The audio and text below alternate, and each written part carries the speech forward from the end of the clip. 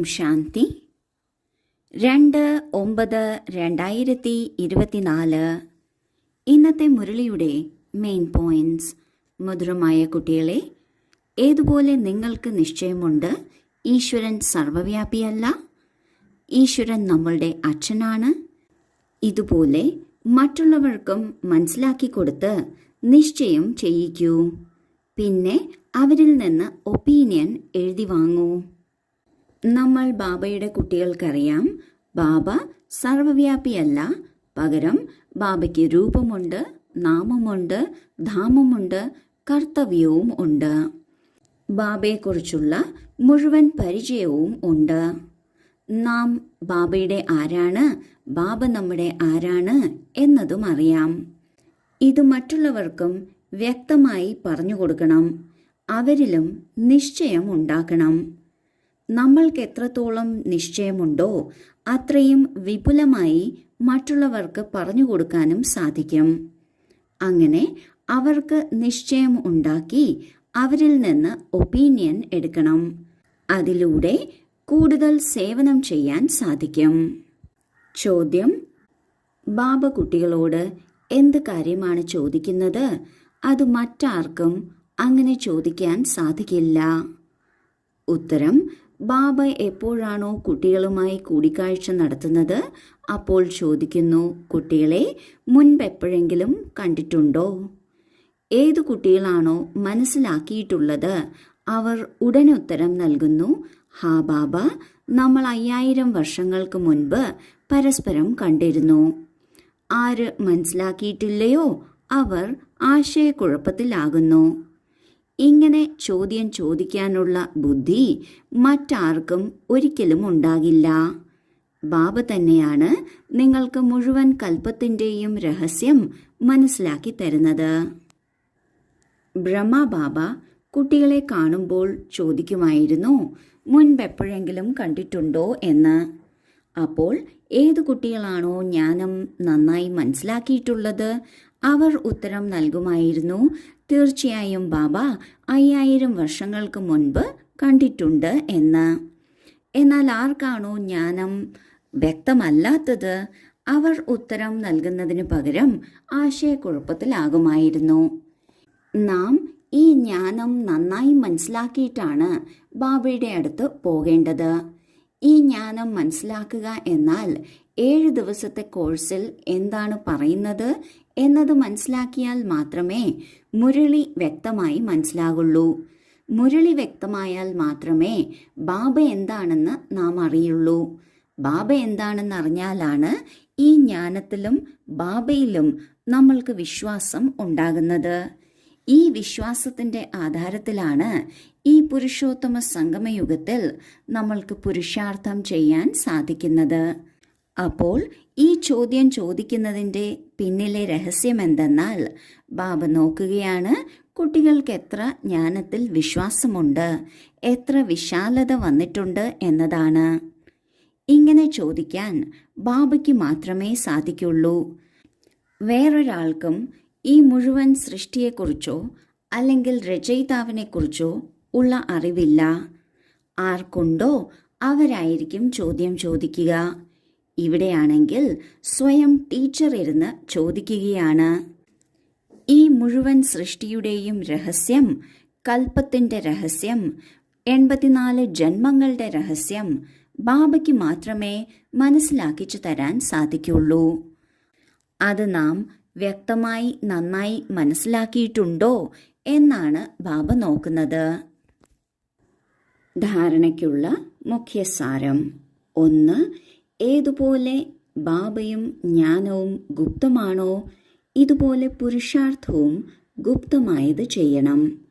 ഗീതം, കവിത തുടങ്ങിയവയ്ക്ക് പകരം നിശബ്ദമായിരിക്കുന്നത് നല്ലതാണ്. ശാന്തിയിൽ നടന്ന് ബാബയെ ഓർമ്മിക്കണം. 2. പഴയ ലോകം മാറിക്കൊണ്ടിരിക്കുകയാണ്. ഇതിനാൽ ഇതിനോടുള്ള മമത്വം മാറ്റിയെടുക്കണം.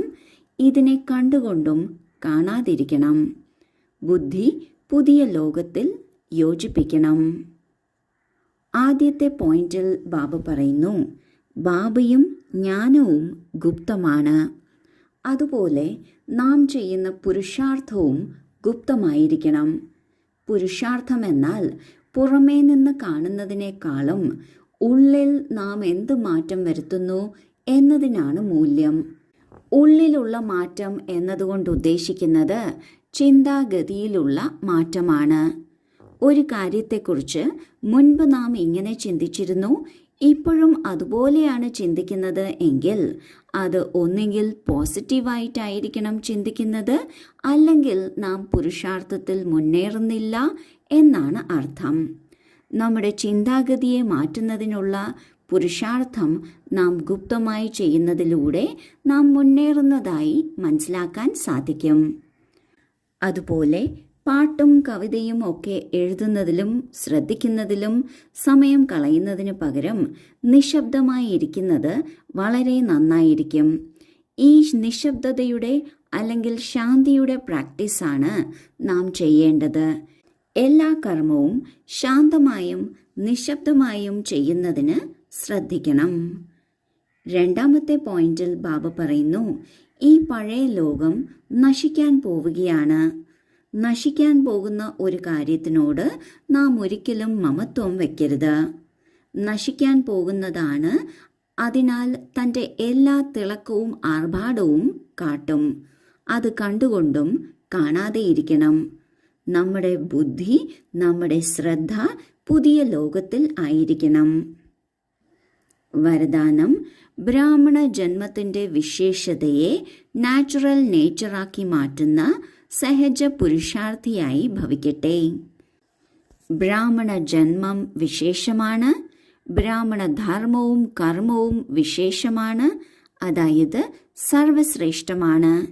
എന്തുകൊണ്ടെന്നാൽ ബ്രാഹ്മണൻ കർമ്മത്തിൽ ഫോളോ ചെയ്യുന്നത് സാകാര ബ്രഹ്മബാബയെയാണ്. അപ്പോൾ ബ്രാഹ്മണരുടെ നേച്ചർ തന്നെ വിശേഷ നേച്ചറാണ്. സാധാരണമോ മായാവിയോ ആയ നേച്ചർ ബ്രാഹ്മണരുടെ നേച്ചർ അല്ല. ഈ ഒരു സ്മൃതി സ്വരൂപത്തിലുണ്ടായിരിക്കണം, ഞാൻ വിശേഷാത്മാവാണ്. ഈ നേച്ചർ എപ്പോൾ നാച്ചുറലായി തീരുമോ അപ്പോൾ ബാബയ്ക്ക് സമാനമാകുന്നത് സഹജമാണെന്ന് അനുഭവപ്പെടും. സ്മൃതി സ്വരൂപത്തിൽ നിന്നും സമർത്ഥി സ്വരൂപമായി തീരും. ഇതാണ് സഹജ പുരുഷാർത്ഥം. ബ്രാഹ്മണൻ അർത്ഥം ബ്രഹ്മാവിൻ്റെ കുട്ടികൾ എന്നാണ്. ബ്രഹ്മാവിൻ്റെ കുട്ടികൾ എപ്പോഴും ബ്രഹ്മബാബയെയാണ് പിന്തുടരുന്നത്, ഫോളോ ചെയ്യുന്നത്. ബ്രാഹ്മണരുടെ ജന്മവും വിശേഷമാണ്, കാരണം ദത്തെടുക്കുകയാണ്. ബ്രാഹ്മണരുടെ ധർമ്മവും അതുപോലെ കർമ്മവും വിശേഷമാണ്. ഈ കാര്യം സദാ സ്മൃതിയിൽ വയ്ക്കണം. ആരാണോ ഇത് സ്മൃതിയിൽ വയ്ക്കുന്നത് അവർക്ക് ബ്രാഹ്മണ ജന്മത്തിൻ്റെ വിശേഷത തൻ്റെ നാച്ചുറൽ നേച്ചറായി തീരുന്നു. ആരാണോ സ്മൃതി സ്വരൂപരായിരിക്കുന്നത് അവരാണ് സമർത്ഥ സ്വരൂപരാകുന്നത്. അതായത് ആരാണോ തൻ്റെ വിശേഷത ഓർമ്മിച്ചു വയ്ക്കുന്നത്, സ്മൃതിയിൽ കൊണ്ടുവരുന്നത്, അത് ജീവിതത്തിൽ അർത്ഥവത്താവുകയാണ് ചെയ്യുന്നത്. ഇതിനെയാണ് സഹജ പുരുഷാർത്ഥമെന്ന് പറയുന്നത്. സ്ലോഗൻ: പവിത്രതയുടെയും ശാന്തിയുടെയും ലൈറ്റ് 4 വശത്തും പരത്തുന്നവരാണ് ലൈറ്റ് ഹൗസ്. ആരിൽ നിന്നാണോ മറ്റുള്ളവർക്ക് പവിത്രതയുടെയും ശാന്തിയുടെയും അനുഭവമുണ്ടാകുന്നത് അവരാണ് 4 വശത്തും ശാന്തിയും പവിത്രതയും പരത്തുന്നത്. അവരെയാണ് ലൈറ്റ് ഹൗസ് എന്ന് പറയുന്നത്. ഓം ശാന്തി.